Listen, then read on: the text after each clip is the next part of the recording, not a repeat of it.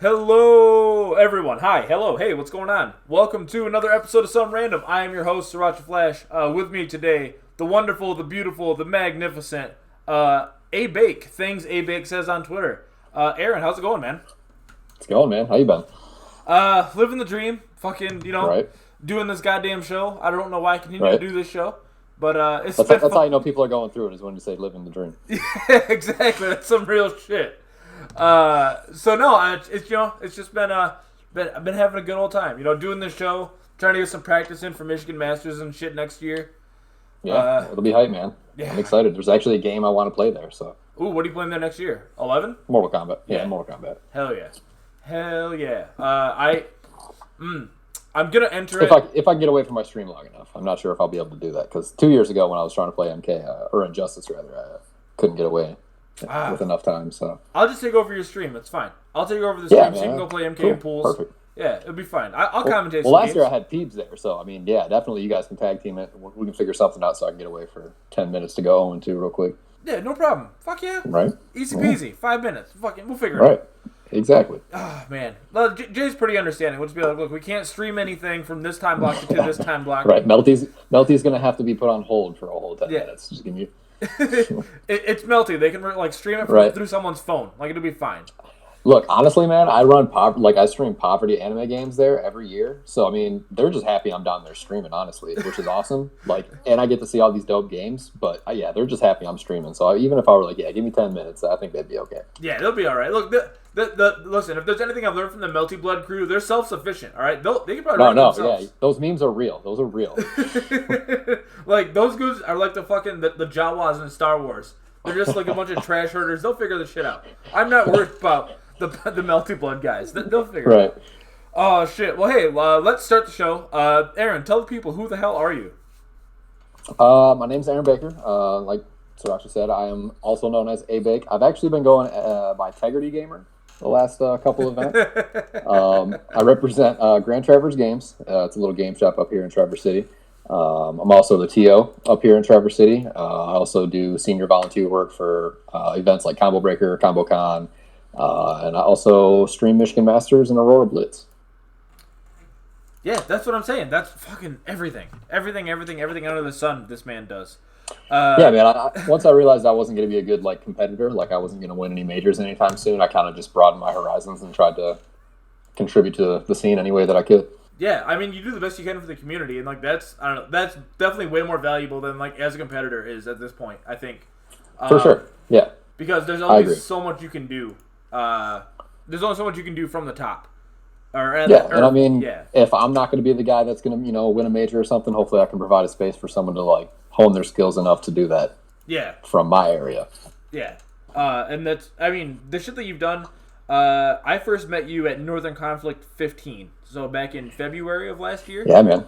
Yeah, that was our biggest Northern Conflict too. Yeah, that was a fucking journey. And we had a blizzard too, which is crazy. Yeah, we had 70 people show out to a Traverse City event. Yeah. In the middle of a goddamn snowstorm, what was it, in a basement? Yeah, pretty much. Yeah, I think that might have been our first or second time at Echo. So yeah, it was lit. Yeah, I mean, it was a great time. It was great because that finding that. I mean, I say a basement, but it was an event space that was underneath the streets. Yeah. But it was awesome because the venue was super dope. Yeah, finding that place is like finding someplace out of Harry Potter. It's a door between two buildings.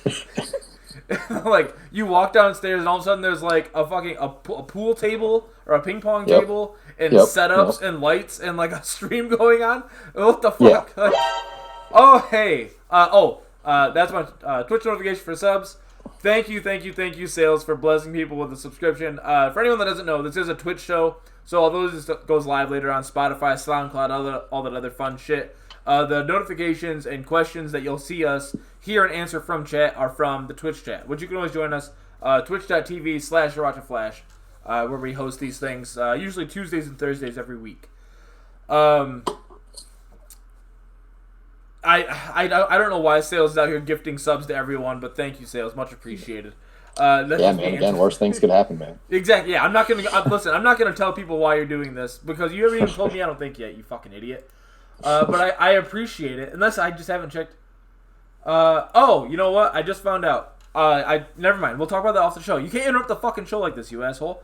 But thank you and congratulations to you and yours. That's about as cryptic as I can be with that. Anyways, so yeah, I met you at Northern Conflict 15 last year, and you were immediately like super nice and like helped me like find my way around the event because that was my first event I had ever been to. Yeah.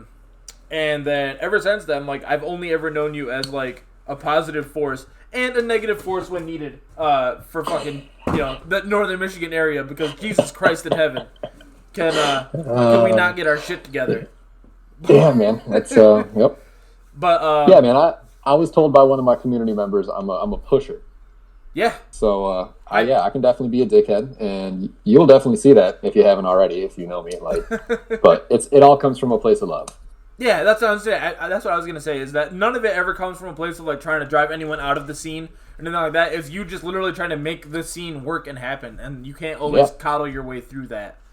Right, and it's not something I can just do by myself. Like the community is just that; it's a community, and like I can't do that by myself. Like I need other people's help. I need people to show out. I need people to spread the word and try to keep it going. Otherwise, everything I'm doing is not really it's pointless.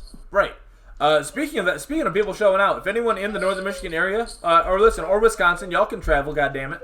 Yeah, just get a ferry. Yeah, just get a ferry. Fuck it. Like y'all have money. Y'all have the Green Bay Packers, Wisconsin money. Y'all figure it out.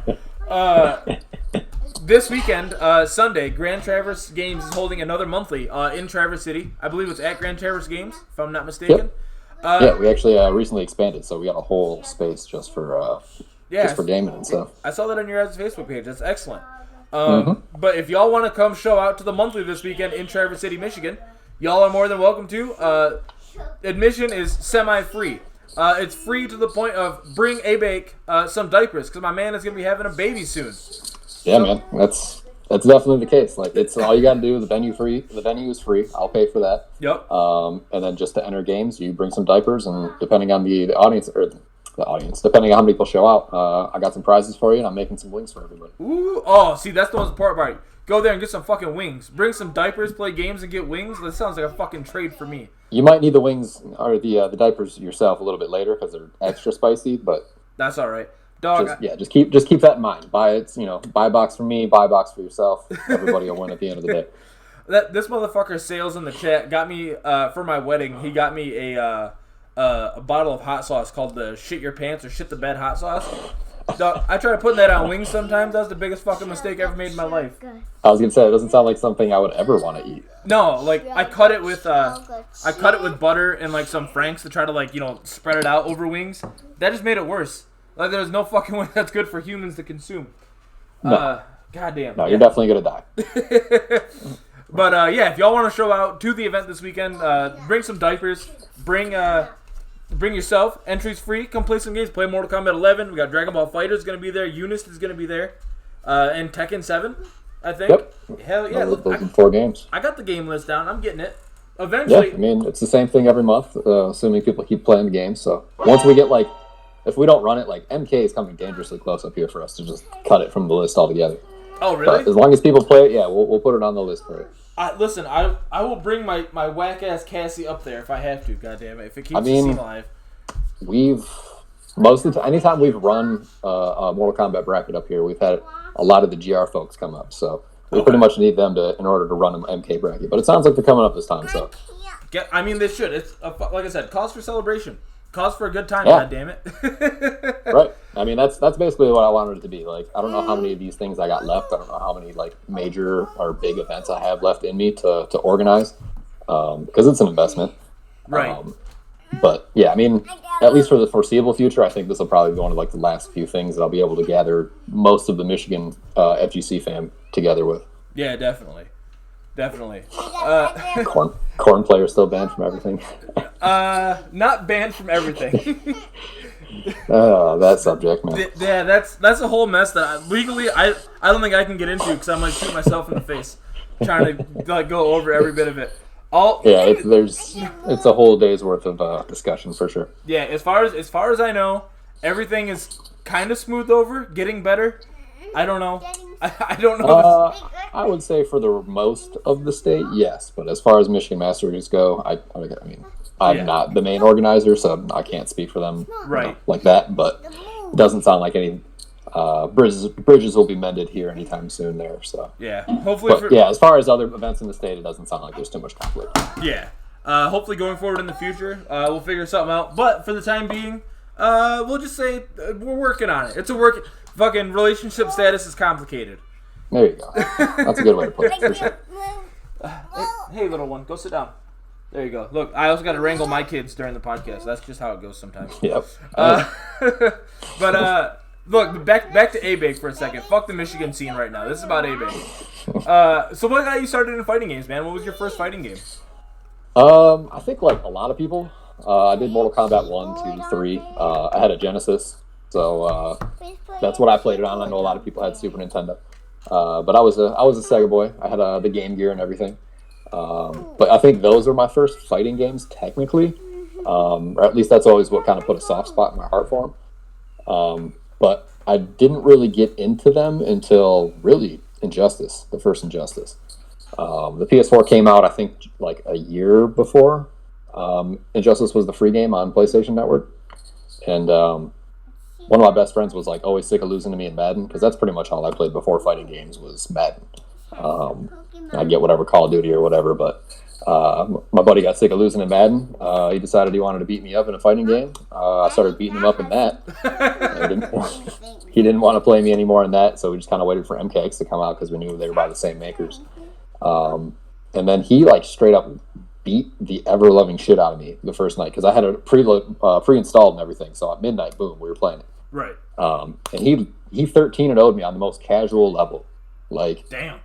Yeah, I was perfect legend on a casual level. Because obviously I was just hitting buttons. I didn't know what I was doing, special moves or whatever. We'd look at the moves list for like 5 seconds, and then we'd start beating the shit out of each other. Right. But he beat the shit out of me, and I was like, all right, you know what? This isn't going to happen anymore. Like, that's done. So I actually looked up videos on MKX, and I looked up like, I forget what it was. It was like the Fatal 8 or something. It was like a pre-release tournament for MKX. Had Sonic Fox, like DJT, MIT, PL might have been there. But yeah, that's what really introduced me to the fighting game scene as a whole, like just fighting games in general. I didn't even know it went like that. But yeah, Mortal Kombat was the starter for me. I got you. That's a lot how I started out. Like I had like Street Fighter 2 like Championship Edition, and then like the new challengers. But then I happened to get like Mortal Kombat 2, I think, on the Sega Genesis. Yeah. And since then I was like, all right, so fucking this is obviously what the future of video games is. And then like Primal Rage and shit like that on the Genesis. Yep. And since then, man, like anyone that's like, I started on Genesis, I'm like, I feel you. Because like I mean, honestly, Genesis wasn't that bad, but I mean the graphics, don't get me wrong, were terrible. Yeah. Compared to Super Nintendo, but it actually played better on Genesis. Yeah, I mean, I remember playing a lot smoother because then we'd go out to like Florida to my cousins and play like Mortal Kombat like 1 and 2 on their Super Nintendo, and I remember being like, man, this does not feel the same. Like, my version is so much better, and I have 6 buttons on my controller, so y'all get fucked. Right. Yeah, no, if you didn't have those 6-button controllers for the Genesis, you were like you had to actually hit pause and then remap your control out real quick to change it to like low punch or high punch or whatever. Oh man, I had the 3-button controller for the Genesis where like start. Yeah, you can't play fighting games. Yeah, start was block. So like you would have to like reach all the way over to fucking hit start and like the block. Oh man, that was rough times for old Jose. That was a rough time. We've come a long way. I'm happy we made the advancements. Jesus Christ. Right. Oh man. Shit. But Injustice is. I didn't realize that was your starting point. At least into formal on a competitive level, it wasn't. But like that's what really put me into a place to where I wanted to play competitive fighting games. I guess before I really even knew it. Yeah. I mean that's cool though, because that's kind of where my wife was, because we had really gotten together over Mortal Kombat 9 and shit like that. Like that was a big game for our relationship. And then Injustice came about, and me and her jammed out on Injustice for like a solid 6-7 months. And now she's all about NRS games. Like she won't fuck with Street Fighter or anything else, but like any NRS game that comes out, like we have it pre-ordered and we play for like the first couple months that it's out. Just like every day. That sounds like kind of what everybody else does too, and then they forget it existed, and around we go. MK9 was that shit too, though. Like I definitely played that for the story mode, And I mean, because again, I played 1 through 3. Those are Right. my jams. And then they redid the whole like arc, so it was just like, all right, I'm definitely gonna play that. But I didn't have anyone to play against, so I didn't really know what competitive gaming or competitive fighting games were about until, like I said, Injustice. But Yeah. luckily, NetherRealm games are all kind of similar, so yeah, they all kind of gel together. Right. Yeah, I mean, listen, the one thing that I appreciate the most about like the NRS games, like the dial a combo system, because that like, I don't know, it feels so smooth, and like it definitely gives their games a unique feel to it. See, that's how I felt, and like, I, we had a dude up here now named Danny Boy Peru. He's actually kind of one of the founders of, or one of the people who helped grow the scene up here. Excuse me, on a competitive level, and he was a Street Fighter player.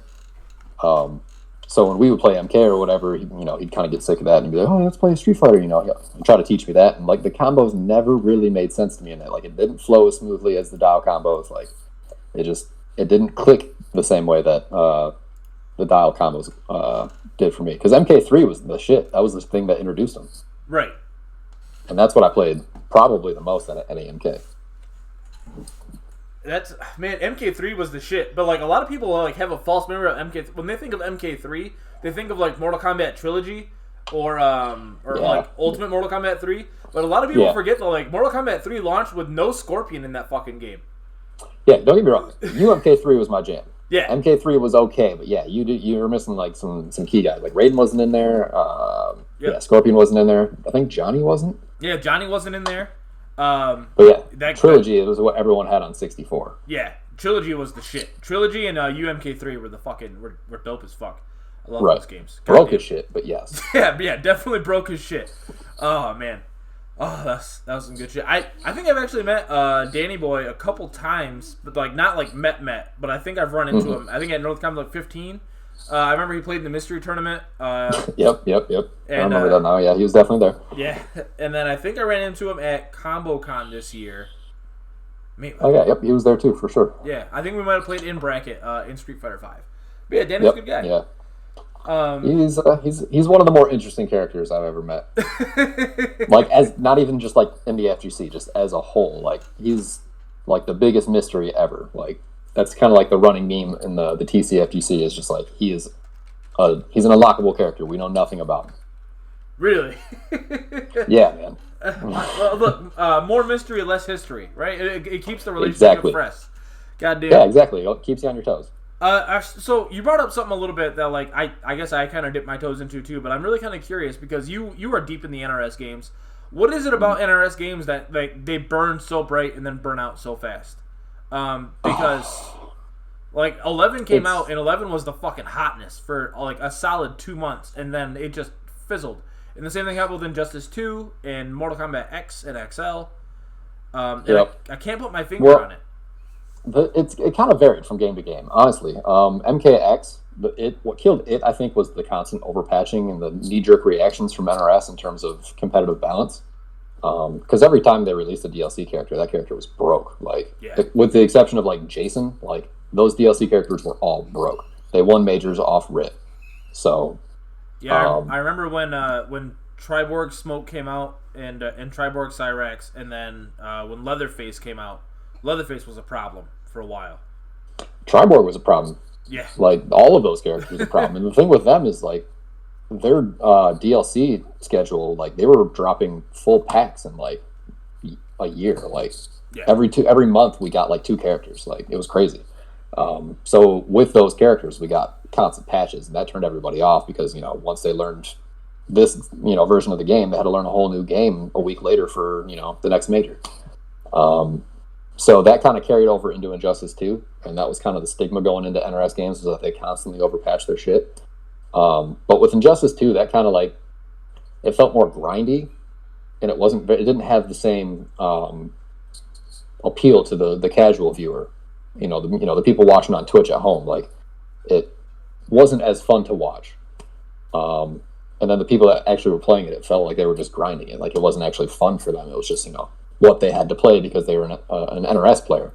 Right. So, and then with MK11, people just didn't like the game. For whatever reason, whether it was, like, it only had 2 variations, or a lot of people Drunken Miller up here says the biggest issue for him is like lack of a buffer with putting in some notations at certain points. Okay. So like you can go try to punish something, and if you don't get that first button of the string, like if you hit it while you were still in block stun, like you'll get the second button, just like a standing second button of that string. Gotcha. And that kind of turned a lot of people off. But at the same time, if you really played NRS games and you kind of just like if that was your that was your natural habitat, I guess. It felt normal, and you kind of got used to it, like myself. It's not a big deal, but if NRS is not your forte, it feels clunky and it feels like you're underwater, which I do understand in some regard. Yeah. I mean, I remember playing Baraka in the beta when that came out, and that was a lot of fun. And then I picked up the premium edition when that game dropped, just because I always support the NRS games. Like I said, me and the wife play them a lot. But the only time I've ever played it competitively was at Combo Breaker. I entered. I went 0-2. I forget who I lost to. I lost. Hey man, I went 0-2 at Combo Breaker too, man. Hell yeah, 0-2 boys. Yeah, I lost to. And I was legitimately hurt. I lost to Decay and someone else. But okay, so you lost it. Yeah. At least you can remember who you lost to. I don't even remember the names of the dudes I lost to. Like. I don't remember the first guy. Like, props to that guy for beating me. But I just remember I lost to Decay in the Cassie mirror match. And I remember walking away going, maybe I shouldn't play this game anymore because like, I'm just throwing money away. To be fair, Decay is like he's been in the NRS community for a while, so like no shame there. Yeah, no. Yeah, I know he's been around for a long time. That dude's been grinding it out as a serious player. Yeah, he actually worked for NRS too. So. Oh, did he really? See, I didn't know that. So learn something new every day. He did artwork, I believe. God damn. Shout out to Decay. Yeah, for sure. Shit. Yeah, but he definitely put my dick in the dirt, and thanks for that. I much appreciate it, my guy. So really quick, I want to hit this one at least because this kind of rhymes about who you are, and then we'll hit some other stuff that I want to talk about. But you said before you started fighting games, you were deep into Madden, deep into Call of Duty, and whatever else. What was the first video game for Aaron that got him like started down this path in the first place? See, like I said, I had an NES. Like I had a Nintendo was my first system, and then I went to Genesis. But the first game I really remember, like I had that Mario Duck Hunt Track and Field triple combo cart. So that was probably like the first real game that I played. But like the first games I remember, like just grinding and putting like tears of frustration in, like or like Ibuki Quantum Fighter, Ninja Gaiden, shit like that. Okay. Like that's what really got me into video games in general. Like. I think that's about where I started too. Is like that kind of shit. I remember playing like not Ninja Gaiden because like we didn't have that on the Genesis, but we had this game called Shinobi on the Genesis. Yeah, I know Shinobi. Shinobi, like that game fucked with me for a long time. That game until I was like a late teenager, I couldn't beat that fucking game. Yeah, I mean it's kind of the same concept, but yeah, just tears of frustration, man. Like you're holding the controller, like and you just want to throw it against the wall, and like you just want to quit life, and it's just like. You feel the tears welling up in your face. You just want to go scream and punch a pillow. Like, oh god, that was the worst. But Vector Man was the fucking worst for that. Vector Man and Earthworm Jim, those games fucked me up as a kid. I definitely love those games. Yeah, don't get me wrong. I still love those games to death to this day. But goddamn, when I was a kid, like losing an Earthworm Jim and like the hell level, fuck me. That was the end of my fucking life.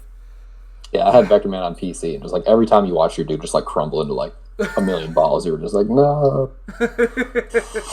Fuck, that's the end of it. Oh, right. God damn it. It's my last life. Well, look, speaking of crumbling at the end of it. Yeah. Yeah, here it goes. Look, I know. Yeah, I was waiting for it. Listen, it's the only way I could transition into this. I'm just wondering which one we're going into because I got two disappointments on my hands this year. I know. Well, look, I'll start with the one that's on the shirt. Well, semi on the shirt because the shirt is beers. Great fucking shirt. Love that shirt. So Mitch Trubisky gets pulled at the end of the Chicago game. Matt Nagy, complete asshole, by the way.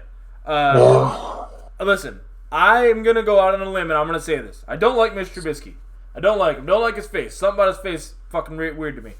That being said, I think he's like a replacement level or like at least starting for half the teams in the NFL level quarterback. Like he is. Like we're being honest. Like he can start for a lot of teams. Matt Nagy pulling him at the end of the game to save face for himself to be like, look, it's the quarterback. It's not me. which definitely felt like what that move was. Is a complete bullshit move. I'm not even sure that like that's what he was trying to do by them. I don't know what he was trying to do by the move because everything I think of doesn't make sense. Because if he would have just, he would have benched Mitch Trubisky and after the game or whatever, this week, if he would have came out and been like, we're rolling Chase Daniel, that's what we're gonna do. Nobody would have batted an eye. Nobody would have cared. It would have been whatever. Like everybody's been calling for it anyway.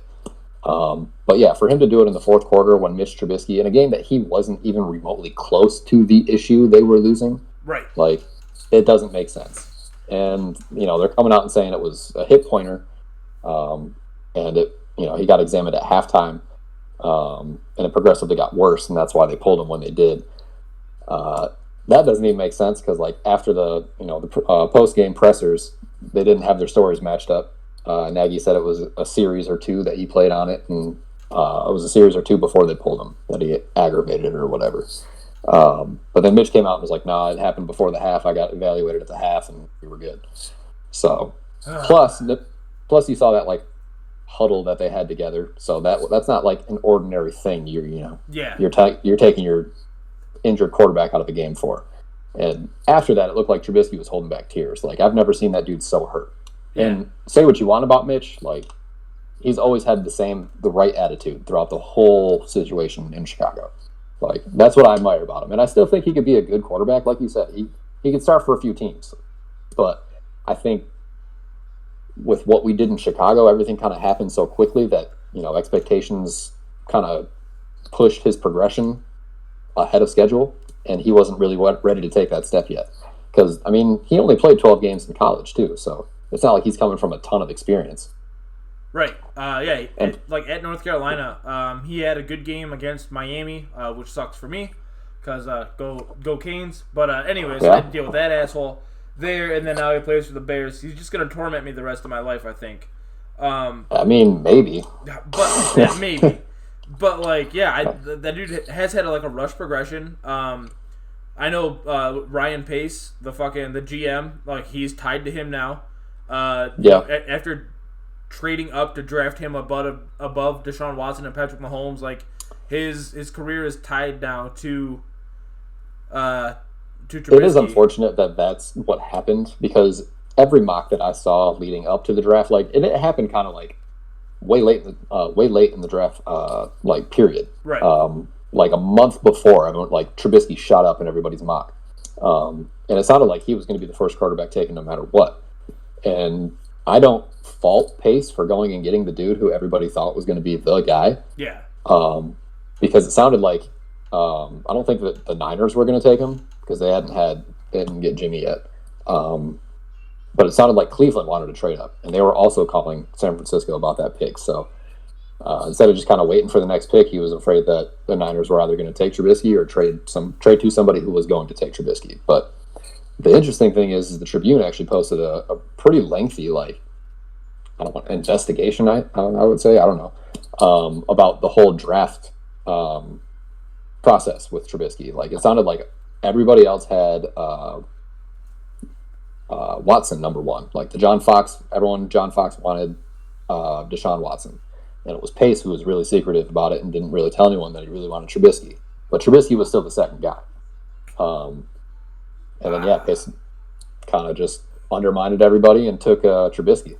And then, John Fox didn't last much longer than that. And then enter Matt Nagy, a vastly more complex mind offensively. And you got an inexperienced quarterback just kind of rushed trying to learn all these things. Didn't really go so well for him. But I don't fault Pace for trying to go get his dude. No. See, I didn't know that Pace part until, just now. They're like, this is news for me to learn this. Which, holy shit, Ryan Pace. And, it's easy now to look back and go, oh, man, they could have had, right. They could have had Deshaun Watson or Patrick for Mahomes. Sure. Yeah, and Patrick Mahomes, everyone's like, oh, Ryan Pace fucked up. But like you said, Trubisky shot up the boards. No one is going oh, man, in 1997, the Patriots lucked out getting Tom Brady in the 6th round. Right. Look, the other team's fucked up. This shit happens. Right. You can't predict this, Exactly. If this is the reason that we have scouts and shit in the first place to do these things, we have to trust them. I don't know what the fuck you want. You're not going to hit every draft 100% of the time. It sucks For that sure. it's a high player. Like, if Trubisky was a fucking corner, like, and he flamed out, like, this wouldn't be a conversation. Right. Like, it just In my defense, though, I did want Watson. And I am on record saying that I wanted Watson before that whole draft happened. Well, I am on record as saying the Mahomes thing, though, fuck that. Nobody. I don't want anyone. I want anybody out of Texas Tech. Like, name one Texas Tech player who did good coming out of that school. Michael Crabtree is like it. I'm trying to think. All right, so Crabtree, there's Graham Harrell. Can you name Crabtree's? Yeah, I was gonna say, could you name Crabtree's quarterback? But that was it. He lit it up. But again, it's just kind of a system school. Like, people always gonna light it up there, but they're not actually good products on Sunday. Right. I'll always remember Graham Harrell for the rest of my life because I have that 2009 Texas versus Texas Tech game saved on my 360. So you know what? I think I actually have that too on my my old school. I had the black one. Okay. The Elite. That's what it was called. The Elite 360. Yeah, I had actually paid $3 to ESPN or whatever to buy that game. So it's just sitting in my Xbox library at all times. I got a bunch of random South Park episodes and all sorts of crazy stuff on that hard drive. Yeah, that's what I'm saying. I got Looney Tunes and all kinds of. I got Family Guy episodes. Right. I went and bought that bigger hard drive just for that stuff. Yeah, that thing was. That's the thing no one fucking talks about. Like that Xbox Live service for video back in the day. That was like a godsend. Fuck man, that helped us out a lot when we were fucking younger. Definitely. But yeah, I'll never forget. Goddamn, who was on the play call that night? Fuck, I can't remember. But anyways, I remember hearing Crabtree breaks the sideline and then up the field, and there's a big fat guy in the Texas Tech stands who's ringing a giant fucking bell, and that memory is imprinted in my brain. So I was like, well, I have to buy this game so I can watch this forever. Yeah, I mean obviously that's the right thing to do at that point. Yeah, I have that and the Auburn Alabama 2014 game. Those are the only two games I have bought, only because Auburn returns that kick at the end to win the game. But it's just fun to go back and watch the stupid ass games. No, I hear you. But there are times where I'd go back and watch the 2006 Super Bowl, but I'd only watch it to the halftime. Man, that game started out so fucking promising because y'all had one of my favorite players ever in the history of the league, Hester. Devin Hester, out of the University of Miami. So I was already pumped. So one of our Miami guys was out there, he's making a deal, and he returns that fucking kick, and I was like, oh fuck, Bears by 40. I hate the Bears. I hated Devin Hester when we drafted him because he took the number 23. Okay. My favorite Bears player before he came was Jerry Azuma. Oh, he wore number 23. Yeah. So fair I was like, dude, fuck this dude. He's coming in as a rookie, taking my boy's number because I don't even know what happened to Azuma. He just randomly retired on a whim. There was no, news article. It wasn't on ESPN or SportsCenter, none of that. And it was just I'm left wondering what happened to this dude. And this dude out of Miami shows up taking his jersey. I'm like, you know what? F this dude. and then seven punt returns later in his rookie year. He became okay. He was all right. Oh. He was all right in my book. Well, HD from the chat wants to know, who's your favorite current Bears player or Bears player of all time? Tough one. Because Devin Hester's up there. I don't know, man. It's tough because I got soft spots for different reasons with different players. Hester was probably the most fun to watch, but I think my favorite, I'd probably have to go. I can't even say it. Yeah, I'm gonna play it safe. I'm gonna say Charles Tillman. Oh, God damn it, that was gonna be mine. Mine was gonna be Peanut Tillman, baby. Yeah, Peanut Punch, man. Can't beat it. Honorable mention, though, I'll say Jay Cutler. Jay Cutler? Really? Smoking Jay Cutler? Smoking Jay. Oh, my God in heaven. Look. Because he was so misunderstood, man. People hated on him because he wasn't what everybody wanted the, stereotypical leadership quarterback to be. But, I mean, he led in his own way, and he was, his own kind of person. He didn't ever kind of conform to what anybody else wanted him to be. And he was still he had hell of an arm. Won hella games for us. Also lost us a few games, too. But, you lived and died with Jay Cutler. Yeah, look, I won't give you shit for saying Jay Cutler. Because as a Packers fan, I'll say at least I respected the fuck out of that dude. Because he would throw an interception on a screen pass or something like that, and then come out the next play and bomb it 40 yards, trying to fit it through into a bucket. He had a short-term memory for sure. Yeah. So shout out to saying Urlacher. Yeah, I love Urlacher, man, but that's too easy. That's an easy one. Yeah. Urlacher's an easy one. The Fridge is an easy one. Walter Payton's an easy one. See, I didn't watch those dudes. Like, I'm not that old. Okay. Like, I'm old, but I'm not that old. Like, obviously, I love them because, what they did. Gale Sayers, all of them. Like being able to watch their highlights are incredible. Yeah. But I can't say I have any kind of, like, nostalgia and, like, real kind of, like, emotion tied to those players. That's fair. I mean, yeah, if you didn't, like, grow up, like, watching those guys, and, like, you only kind of have, like, the memory of who that team was, there's not really... Yeah. Like, I don't know. There's not much you can do.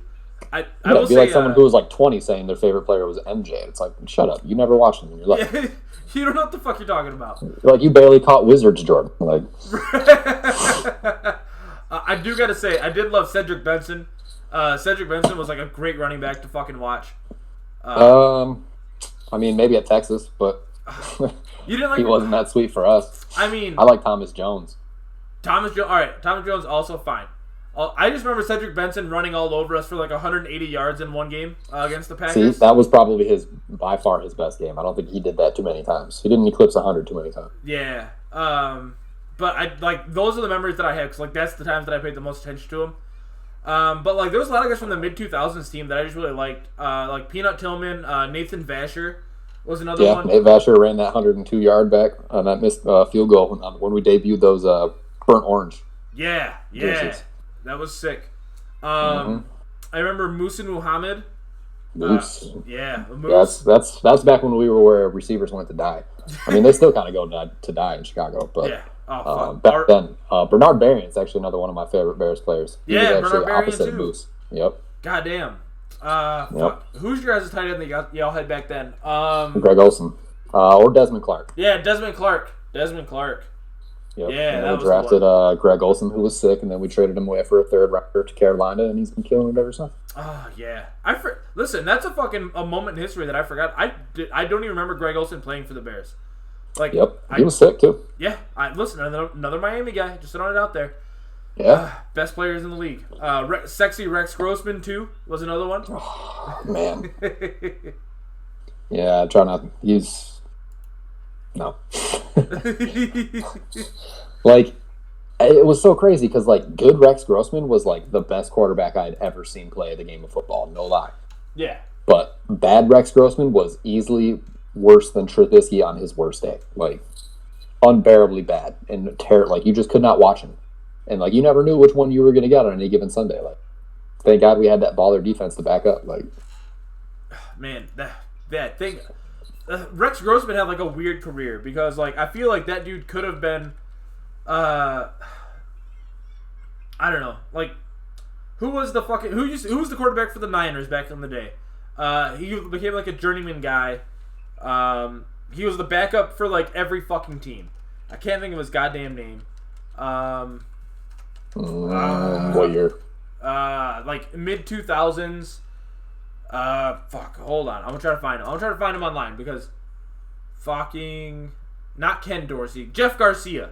Oh yeah, Jeff Garcia. Yeah, he played for the Lions. Yeah. Oh yeah.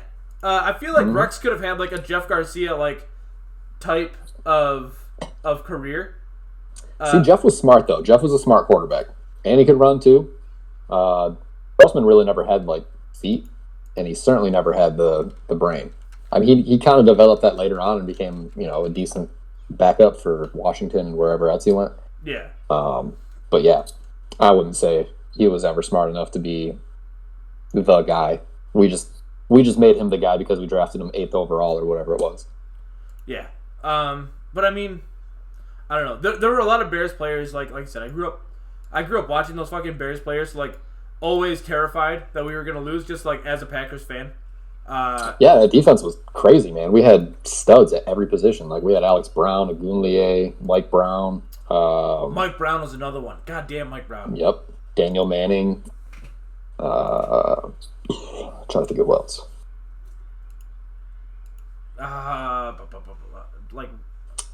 We had Mark Anderson there for a minute before he went to New England. Yeah.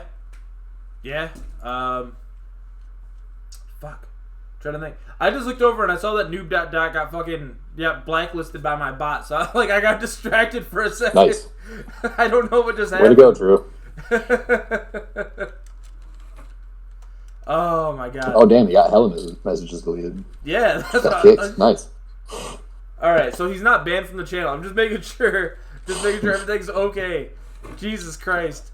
Yeah, this is the kind of a high level production y'all get from the fucking podcast. Yeah, man, streaming's a blowout no matter what you do. Yeah, fuck, tell me about it. No matter the level. Yeah. You can be streaming Combo Breaker, you can be streaming, this right now. Yeah, it's a blowout. Oh Lord. Well, look. While I'm thinking about college players and remembering guys, so MSU U of M this weekend. Yeah. That was certainly a game. I mean, if that's what you want to call it. That was something. It was a thing I watched. That's for sure. Yeah. Did you hear about this game ball thing that's happening? How fucking corny UM is. All right. So Jim Harbaugh sends out Sean, what's his dick there, to go take a knee at the end, right? Right. And he tells him, don't let the refs take that ball because I'm going to give it to you as a game ball at the end of, whatever, right? Right. Congratulations on beating MSU. It's a rivalry game. Y'all hold the advantage in the series. I don't know why you're creaming your jeans over this. Fucking act like you've been there before. Jesus Christ. Anyway. Yeah, I mean, it's a pretty tough task for Michigan. Yeah, I mean, that's fair.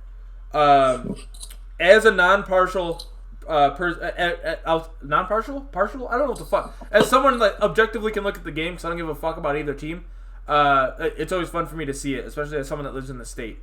So anyway, Harbaugh tells him, don't let the refs take the ball. I want to give it to you as a game ball. So then old Sean, what's his dick there, says, well, I want to give this to you as a game ball. Congratulations, coach. Whatever the fuck. So Harbaugh gives him the ball, and then as they're leaving, Harbaugh finds, the ball is in my duffel bag now. Because, old Sean, whatever the fuck his name is, put it in my bag. So then Harbaugh, finds a way to put it in his locker before practice and shit now. And then they're just going back and forth, being corny asses about this fucking game ball. They just love each other so much. How adorable. If there's ever a thing that made me want to root against Harbaugh for the rest of his fucking career, it's this goddamn thing. I could easily root against Harbaugh, even if he wasn't Michigan's head coach. That dude's face is just, there's something about it I just want to punch. Yeah, no, he has a very punchable face. He's a weird dude, and he's got antics. I don't like the dude even before he came to Michigan. Now he's a Michigan coach, and I hate him even more. Yeah, Michigan fans are probably some of the least classiest people I've ever met. You know what? You're not wrong, at all. There are more Michigan fans that I've met that are obnoxious than I have MSU fans that are obnoxious. And it's gross. It really fucking is. I mean, Michigan State fans got there for a little while. There were definitely some people that were a little unclassy, for sure. Yeah. But that's what happens when you become, the winner of a rivalry in a series. And Michigan State was that for the better part of the last decade there. Yeah. I mean, I can't say much. As a Miami fan, we definitely have our fair share. Yeah. Yeah, I mean, that's what happens when you have, the whole U program in the 80s or whatever. Yeah, the 80s, the 2000 team and shit like that. That 2000 team, I think, did more damage for our reputation, ever.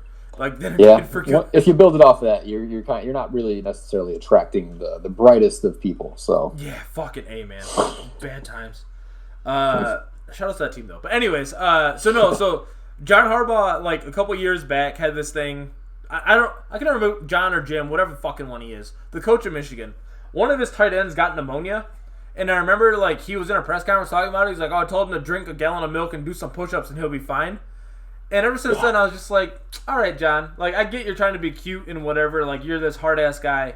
But I really hope that guy just fucking beams you in the back of the head with a ball. He actually told his players to not eat turkey or chicken because they're a scared animal. And he's afraid that they will inherit that by eating it. Get the fuck out of here. That's a real thing. That's a real story. And yes, Hunter, he was a Bears player, but that doesn't make me like him anymore. Get the fuck out of here. Yeah, right. Oh my god, what a corny ass. Yeah, man, that's their coach. Wow. All right. Well, listen. I hope Michigan finishes the season 8-5. I hope they lose every game out. I hope they lose in the bowl game. I hope they come down to Miami for the Orange Bowl and we beat the shit out of them. I would gladly watch that. Fuck, man. If Manny Diaz can get his shit together, I feel like we could be a competent team. So we'll see. We'll see what happens. Jesus fuck. Maybe. Oh, college sucks sometimes. But I don't know. Single-handedly the worst because you get so much turnover, and it's just like your team could literally go from, unless you're Alabama or Clemson, like your team could literally go from, a top 10 team to irrelevant within a year. Right. There's player turnover. Coaches can just leave on a dime for like a better program. Yeah. That shit is the worst. That's just the worst when a coach can just like up and leave. Like, yep. I know we got Manny Diaz like to come back and coach for us, but like that dude fucking signed with FAU to be, or one of those fucking, maybe Southern Florida, to be their coach, and then just like, oh, the Miami job's open, like fucking see y'all. Like he had done scouting and everything. Like now these kids that he scouted to come to this college are just like left in the dirt, and they can't transfer. They're stuck at that school for a year, or if they transfer, they have to sit out for a year. So like, yeah, that's the messed up part too, because as soon as your coach does leave, like you got all of that coach's like recruits coming in, like a coach that might not even run the same system, trying to coach them to fit his system, and then you're just trash for the next 4 years until the dude can get his own recruits in. Yeah, and it fucking sucks. It sucks for the kids. The NCAA is a fucking scam. Heaven forbid, while your kids are stuck there for a year, they hit $5 on the street for someone being like, hey, I appreciate you coming here.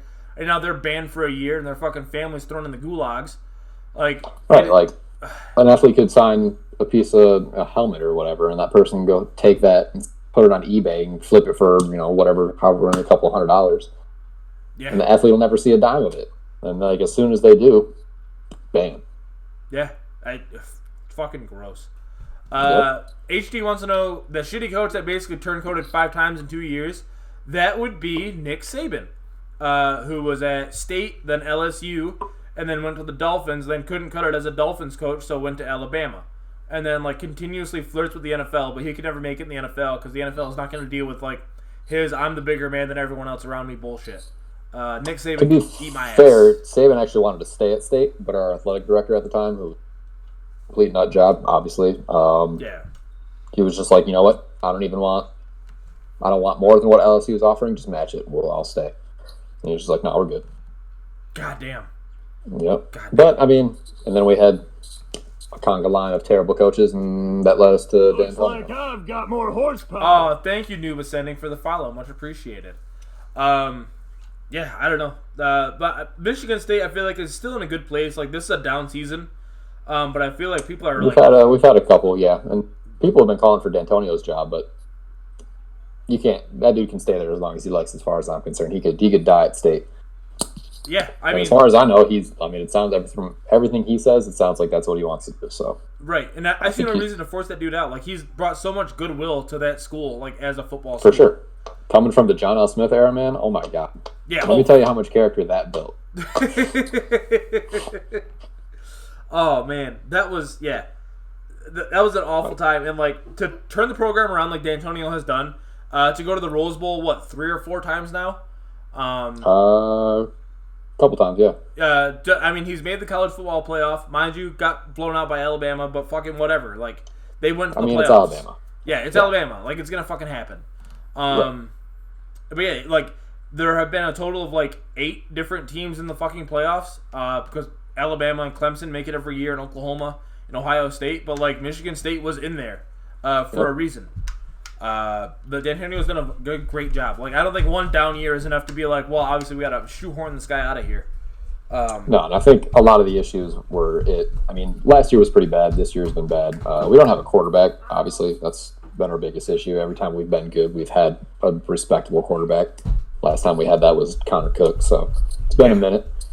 But yeah, our offense has been absolutely trash ever since we lost our offensive coordinator. And yeah. Say what you want. Our recruits, like we'll have a 3-star recruit, and he'll coach him up, and he'll play to the level of a 5-star. Like, yeah, that's why I always think State will have a chance in the rivalry versus Michigan, long as Jim's their coach. But I mean, because he's way better of an in-game play caller than Jim will ever be in his life. Oh, yeah, easily. I mean, look what he did Like for Kirk Cousins. case in point is that punt, that blocked punt. Oh, how do you yeah. not run how do you not run a safe, like a max protection punt? Like, come on now, you know we're coming after that ball. Like, right, throw some extra blockers in there. Yeah, it's literally the last chance you have at winning the game is blocking this kick. There was 6 seconds left. Like, come on, man, it's not hard. Yeah, like fuck me, man. I don't know. Well, listen, I would have picked that play in Madden. Like, there's a reason he lost the Super Bowl the way that he did to his brother. Because how do you fucking not score from the 1 yard line with Colin Kaepernick and Frank Gore on the same team? I'll never understand it. how do you not score from the 1 yard line with Marshawn Lynch on your team? Well, fuck the Seahawks. I'm just throwing that out there right now. The Seahawks owe me an appendix. I blew up my appendix because that fucking. That's right. I remember that story. Yeah, fuck the Seahawks forever. But yeah, I don't know. I forget where I was gonna go. I lost. Oh, what I was gonna say was D'Antonio is such a good coach that he somehow convinced like 4 different NFL teams to pick up Kirk Cousins and give him a job. I mean, or at least Kirk want looked to. pretty baller there for a little while. Yeah, he's not winning any big games in the NFL. Kirk is another one that's so fucking corny. I hate him so much. Probably because he's a Vikings Good old fan. church boy. Yeah, and probably because of the Vikings thing, and probably because like the you like that game when he played for the Redskins. Like, fuck me.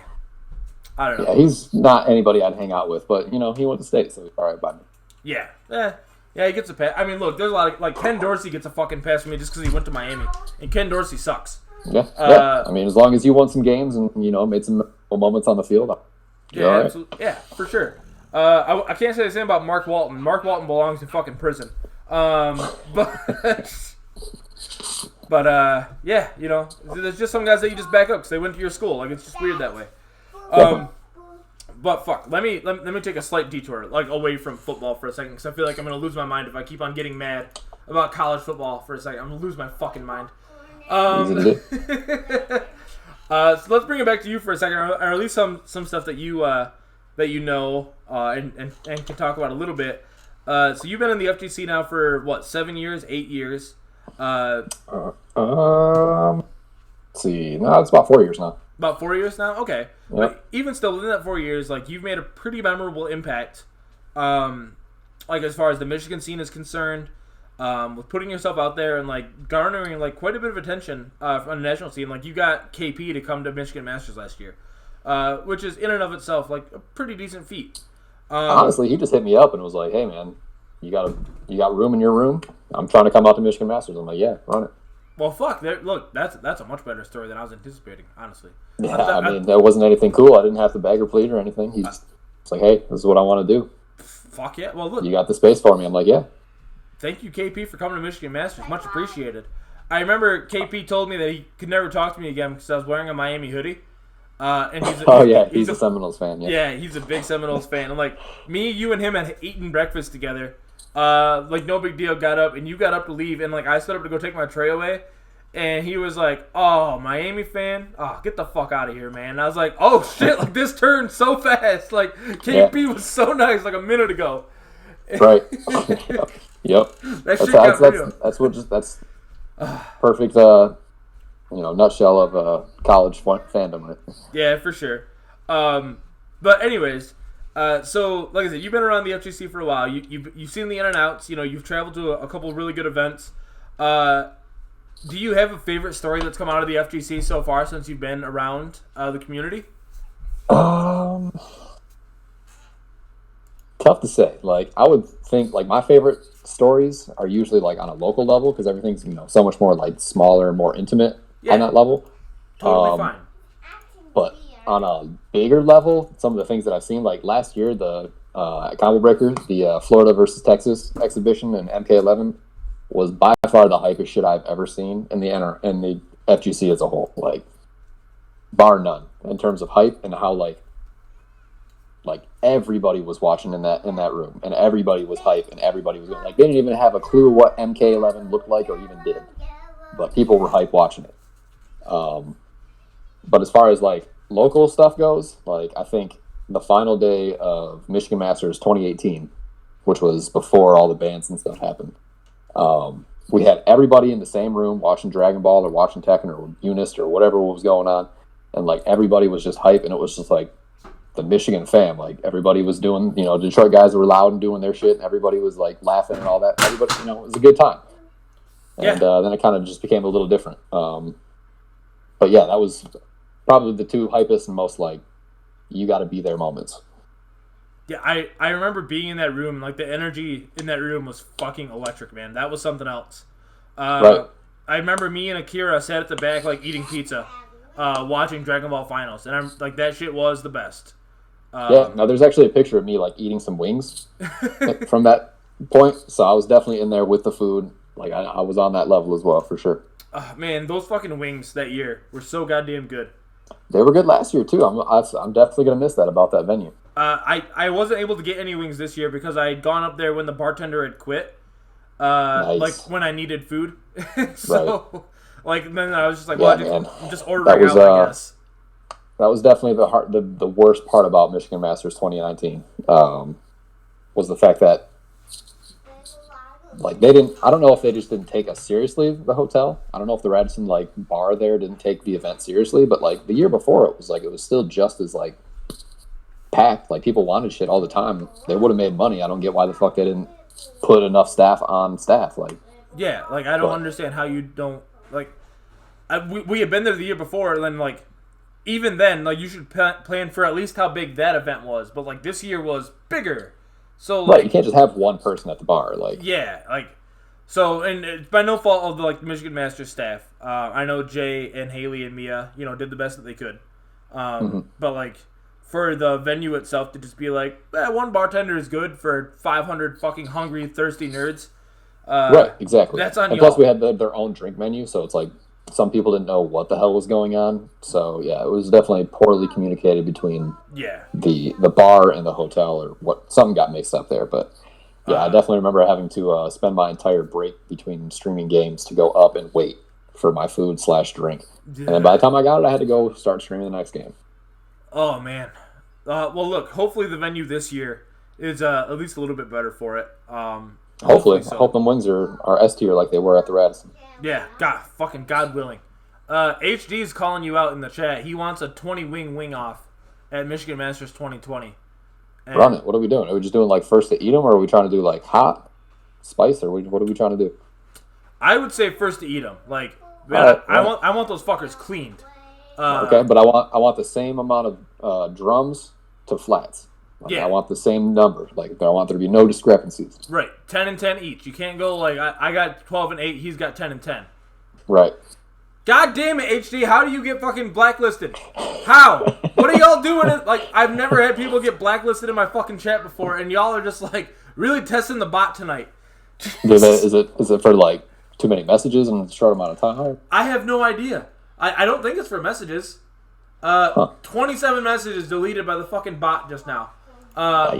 But Jesus Christ in heaven. I gotta adjust this fucking bot because this bot is losing its goddamn mind. Maybe he spammed emotes. I think I have like an emote counter at like 10. Like, I'll turn that shit off because Jesus Christ in heaven, I can't be having this. But yeah, no, like 10 and 10 flats and wings sounds fair to me. And I'm with it. I'll do it. I'm in for it. HD, if you can finally fucking Triton Shield can do it because he's a fucking mod, so he's allowed to just spam emotes all he fucking wants. No, yeah, you have immunity, Triton Shield, so you can do whatever the fuck you want. Yeah, doesn't work that way. So yeah, it probably was just like spamming emotes. But that's okay. Look, we know, we understand. HD put out the challenge, so it's gonna happen. I'll stream this shit. I'll live stream that shit. I'll stream a fucking wing challenge. Yeah, I just need I need to know when so I can plan accordingly throughout my schedule because I'll be working again. Yeah, definitely. I think like middle of the day should be like solid if we can find like a block like between streaming poverty games. Probably the best. Yeah, usually I think my night's over between like 8 and 9. I think last year we wrapped up pretty quick actually. Okay. On the first 2 days. So Day 3 I think was a little later, but here's what I propose. I propose Friday night 9:00. That seems like a fucking fair and honest time for me. Should be good, but depending on the schedule. Yeah, depending on the schedule. We can loosely plan on that. I'm with it. Look, all right, everyone just look forward to it. More details to come. That's what we'll call it. There we go. Perfect. Oh shit. Let's see. What was the other thing I was gonna ask you? I had something else that was like semi-important. And now I like me, the excellent podcast host, can't put my fucking shit together. We were Trial and talking error, man. You'll figure it out. Yeah, I know. We're talking about Michigan Masters, the venue for this year, feel good stories, good stuff from the local levels, which always appreciated. I always like when people give stories from the local level because I feel like that shit means more. Like obviously, you know, Absolutely. It's super cool to like see like the Sonic Fox and Goichi storyline that's happened throughout the year and stuff like that. And like I don't fault people for being like that's my favorite storyline or like my favorite thing to come out of the FGC, because it's a great thing. But I always like hearing from people that like, man, I don't know, like there's this local guy that does X, Y, and Z, and like it's awesome. So like that shit means a lot, you know. Or right, for sure. I mean, it might not sound cool. Like I'm not, you know, if I'm talking about, you know, the first time I beat Danny Boy or whatever, like nobody, what the hell I'm talking about. But I mean, that's really what builds the local level up and brings more people out is like they hear this type of stuff and like, oh shit, that can happen at my, you know, right down the road from me. Like maybe I should go check it out finally. Yeah, I mean, if y'all are in Traverse City, y'all should go check out the monthly this Sunday at Grand Traverse Games. Go bring yourself a box of diapers, get free entry, and get wings, and get prizes if enough of y'all fuckers show up. Right. Just throwing it out there for y'all. So it is at a game store, so I can make some things happen. We just got to show out. Exactly, you just got to show up and show out. Mortal Kombat 11, Tekken 7, Dragon Ball FighterZ, and Unist will be all played this weekend. So y'all go figure your shit out. Go play some games in Traverse City. Right, I think the weather's supposed to be decent too, so it won't be any like Northern Conflict 15 type weather. Man, I mean that was something else. The craziest thing is like again, that was the biggest. Oh, I think we had 70 people show up, but it was middle of February. It was the beginning of February, so we had a big ass snowstorm. The last NC we did, I think, was 16, and it was in May because we did it every 3 months. Yeah. And nobody showed out. I think we had like 30 people. We had like less than half of what we had for 15. Yeah, I remember being there, and I think we had like 2 or 3 for Unist, so we had to end up canceling Unist. Yep. But like, and that's just how locals go, man. Sometimes you just live with it. Yeah, not much you can do. But I mean, it was still a great event. Like y'all had giveaways and shit like that for like a quarterly event. Like it was still a good ass time. Y'all still put on a good ass show. I definitely try and always like make it feel like a small scale like major. Like that was always kind of my goal with the locals. Like it used to be at GT Games, and then we kind of outgrew that because we didn't really have that second space quite then. And then we moved it to a local arcade that was actually downtown. It's actually a bigger arcade now, but they used to be in a little basement, which is like a quarter of the size of the basement that you saw. Okay. And then we moved it from there to a hotel down the road. And then ever since then, I was just trying to make it feel like a major at a monthly. Plus, my biggest goal, I was trying to get people from downstate to show up. And the most, like, I don't know, painless way I could figure out how to get people to do that was if the venue was a hotel. So if you wanted to stay the night or whatever, didn't want to drive your 5 hours back, post up. Yeah. Well, I mean, you guys did a fucking great-ass job. And I know you guys helped with Aurora Blitz 2 this year, which was at Great Wolf Lodge. And, like, that was really fun to go to and show up to. And, like, that had guys from all over the state show up. And all over the country for Smash, which was, like, a big deal. The crazy part about that whole event is it's actually a Smash event. So the dude who runs it is a Smash player and a Smash TO. Before Aurora Blitz 1, he had never really ran a tournament before. But he had, a good financial backing and he could make things happen. So last year was or 2 years ago was actually kind of a learning experience. And we only had Dragon Ball FighterZ on my part. Cause he kind of, he pulled me aside and he wanted me to stream. And I'm like, yeah, but you have GC. Yeah. So he decided to do Dragon Ball, and this year he was like, you know what, I want to give you full power. I want you to run however many games you want to run, however you think you can do in this amount of time, blah, blah, blah, and kind of gave me full control. So really dope for that to happen, because the biggest thing with me and NC was the financial aspect, because I couldn't keep doing what I was doing. Right. And then he was just like, here, I got all the financial backing. We can do all this. I trust you. Have at it. I mean, y'all did a hell of a job. I showed up. And I was basically, I couldn't have done any of that shit without Drunken Miller. So shout outs to him, because he definitely puts in a lot of work and running brackets and shit when I'm paying attention to the stream, and right picks up the slack where I can't do things.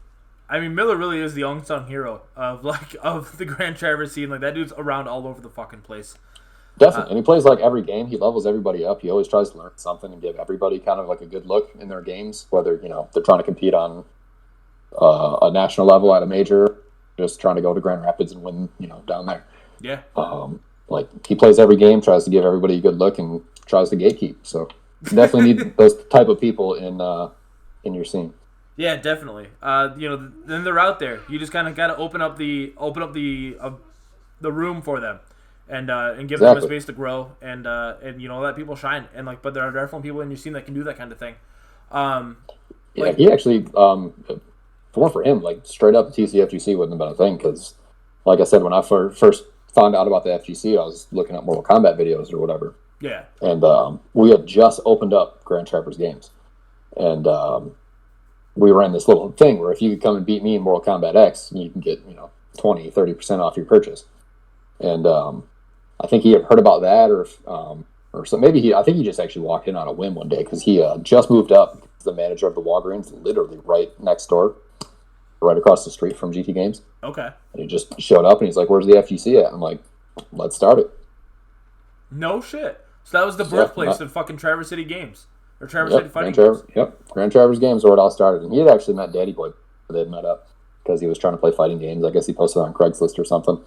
And he met Danny Boy through that. And then Danny Boy started coming up to that and started giving us, because Danny Boy was like a pro player. Like, he went to more tournaments than I could count at that point. Okay. And so he had actually made it out of pools in Mortal Kombat X. And he was actually the number 1 E Honda player for Street Fighter 4. Holy shit! In the U.S. Okay, I mean, so yeah, pretty fucking solid. Yeah, he knew what he was doing for sure. So he came and gave us good looks, and we kind of leveled up on an MKX through. So yeah, if it weren't for Jake, we would have never met Danny. We would have never been a community, and I would never have anybody to run brackets really. God damn. Well, shout out to fucking Drunken Miller. That dude's a fucking saint, and shout outs to you for fucking doing what you guys do up there, for helping out with Combo Con, Michigan Masters, literally anything that happens in the scene. I think you have some hand in helping or being around. So fucking shout outs to you, my dude. Yeah, man. So any way I can help anybody, if I have the time and I have the the means of doing it, I'll gladly do it. Yeah, absolutely. And listen, we fucking respect the shit out of you for it. I respect the shit out of you for it because I don't think without you putting on Northern Conflict, I would have went to Michigan Masters. I don't think I would have went anywhere else. So you definitely put my ass in the scene just by being the guy that you are, and I can't thank you enough for that. Yeah, man, that's awesome to hear. It's always dope when somebody comes up and says how much we mean to them in the community or this, that, and the other or whatever. And it all makes it worth it in the end. So that it's definitely nice to hear, man. I appreciate it. Look, if it wasn't for you in Northern Conflict 15, I wouldn't have ended up in the hospital at Combo Breaker. So fucking thank you guys for the opportunities that you've given me.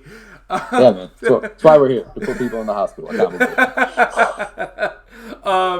So look, I'm gonna open up to the chat. If chat has any questions, do you guys want to throw at ABake? You're more than welcome to.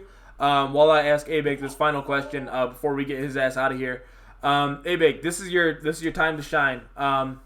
Anything that you want to get off your chest, anything you want to talk about, anything that you feel like is important that you want to get off your mind, this is your platform, this is your opportunity to kind of let the people know what's on your mind or what you're thinking about recently. I guess the only thing I would really say is go to your locals. I think that's the most important thing.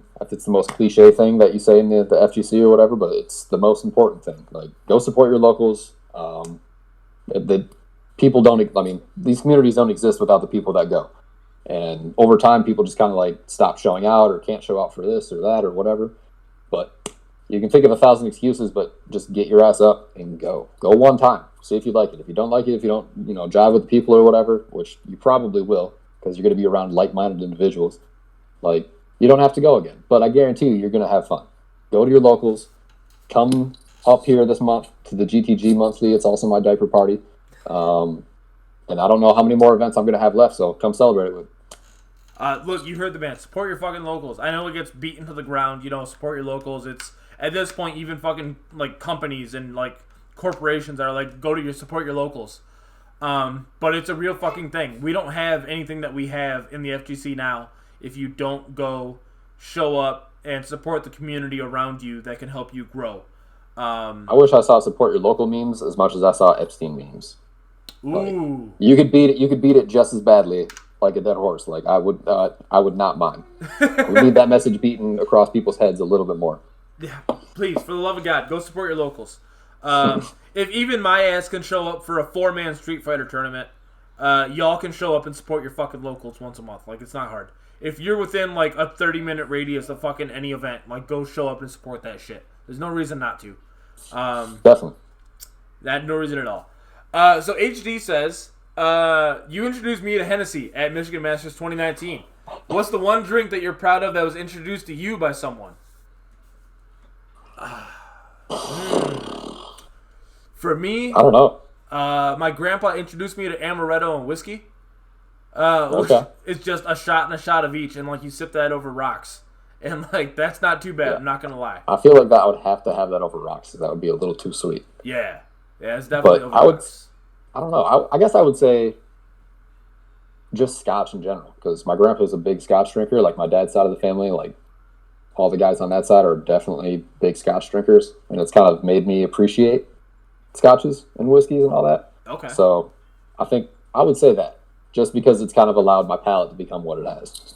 Yeah, I mean that's the scotch. I think is super underappreciated. Definitely. I know a lot of people that like evolving from their party days. They're like, this is what I drink because like I'll have a Jack and Coke or like I'll have Jaeger Bombs, but like once you get to be a classy alcoholic like myself and ABake, you know, in your later years, you learn to appreciate like a nice like scotch on the rocks or like a whiskey. Oh yeah, just give it to me neat. I don't need the rocks or any of that. Yeah. Let me drown my bear sorrows out with just something neat. Yeah. Well, I want it to burn the entire way down. Knob Creek and Jack Daniels neat for me is the fucking way to go. Okay. Those are and Maker's Mark. Maker's Mark neat is the fucking solid. Yeah, I can take that for sure. RF Hacker in the chat wants to know. So I'm going to preface this by saying ABake, not a Street Fighter player, hates Street Fighter. So I'll change the question just slightly for ABake. Let's say, if I open a business that hires martial artists to cosplay as Mortal Kombat characters to fight at parties, which 2 characters do you book for your birthday? Ooh. I mean, Katana, obviously. Avi, yeah. Katana and... Give me Katana and, like, I want a Shiva. Like, I want to see, like, a good-ass Shiva show up at my party. So that'd be difficult because you get those, paper mache, like, extra set of arms that look super corny. Like, that'd be a tough cosplay. Yeah, that's fair. So I'd probably say, like, an easy ninja just so it doesn't extra corny. Like, probably, like, an Ermac or Noob because those are, like, my favorite ninjas, so... Oh, okay. All right. That's fair. Look, Noob's a fucking solid choice. I would say Ermac, now that you're making a point, because you could do, like, the Ermac, like, Psy abilities. Like, you could fake that pretty easily without, like, needing a spear or props or anything like that. Right. Yeah, that's pretty good. Yeah, I'll go Katana Ermac. Yeah, goddamn. Katana Ermac's good. If I had to go Street Fighter characters, I'm picking, like, I'll go basic. Like, no one's showing up as Zangief. That's kind of hard to fill out. But I would definitely, that would just be weird. You just go to a party and see this hairy, Austin Powers looking dude, extra buff. Yeah. I don't know how much I can handle that shit. Yeah, nobody wants the Austin Powers chest hair in their face while we come to the party.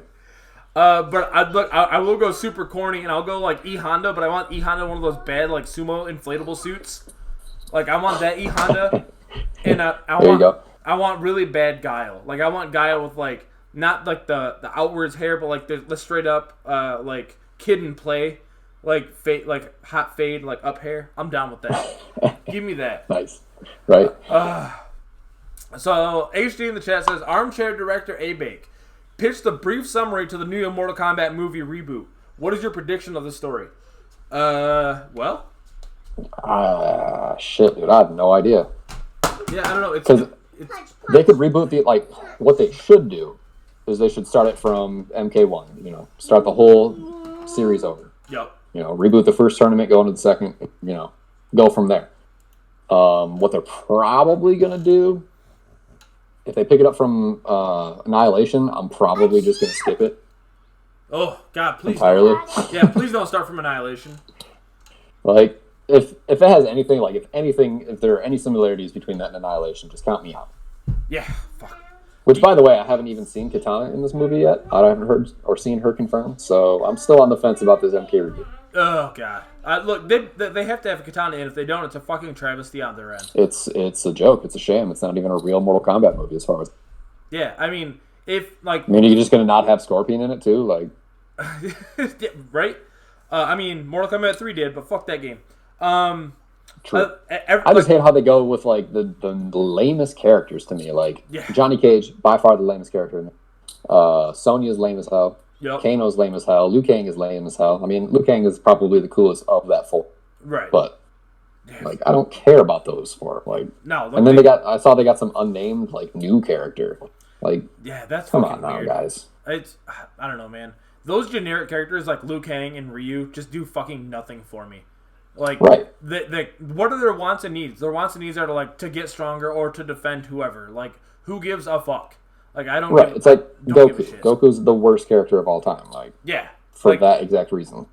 What are Goku's wants and needs? I want to get stronger. Well, how do you want to get stronger? I'm just gonna fight until I get stronger. Fuck me. Like, I don't give a shit.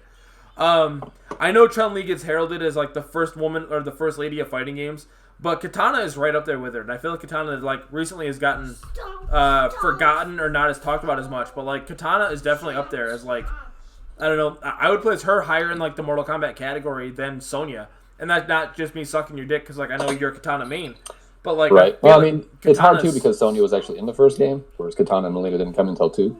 Yeah. But even then, they're ninjas. Like, who didn't like ninjas when you were like 8, 9, 10 years old? Like, ninjas were the shit. Like. Yeah, and like Katana is so distinct, like with her fans and the ability she has. The fan combos like they had in that game, like MK2 and MK3, like those weren't even supposed to be in the game. Especially MK2, they weren't supposed to be combos in that game. Yeah, and Katana had combos. Yeah, and she was swaggy off rip. Like from the fucking jump, like she was there. So yeah, I don't know. Hopefully they implement a decent story and like. Don't fan service the shit out of it and like actually worry about making a decent plot, and don't try to shoehorn whatever new character into Mortal Kombat 11 as DLC. And they got James Wan as their producer, director, or whatever. So I mean that's a step in the right direction, I think. So I think it's definitely off to a good start. I think they just started filming like last month. So hopefully we can get some reports out soon about what's going on. Yeah, I mean, look, for those that don't know, James Wan directed the first Saw movie. Which I mean, one of the Fast and the Furious too. Yeah, one of the Fast and Furious movies. I think he did. There was like, was there one just called Fast and Furious? Like it wasn't the Fast and the Furious. It was just Fast and Furious. Yeah, I think so. I think it was that one. Yeah. I was gonna say he did the fucking the Repo, the rock opera. The organic opera, but I think that was Lee Wanell, who was the other director for Saw 2. So not James Wan. But I do know my Saw movies pretty well because I grew up watching those stupid fucking things. Yo, let me tell you something about Saw, okay? All right, hit me. I didn't get into Saw.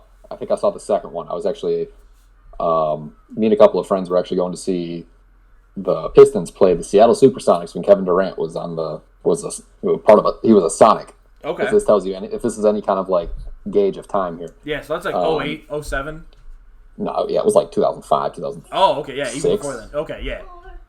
2006, 2007. We'll say 2006. Okay. I think that's when he got drafted. So yeah, it was like one of those like movies on the hotel, like fucking rent service, whatever.